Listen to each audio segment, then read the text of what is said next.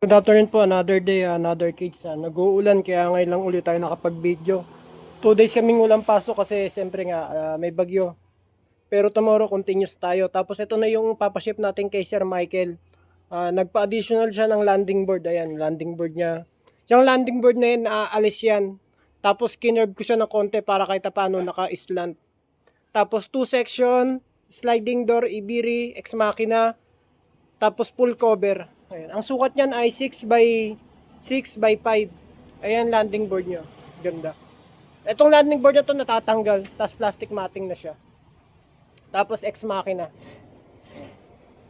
Tapos meron na rin siyang line feeder, patukaan. Okay na po. Pwede na natin ipaship tomorrow. Silip natin yung loob.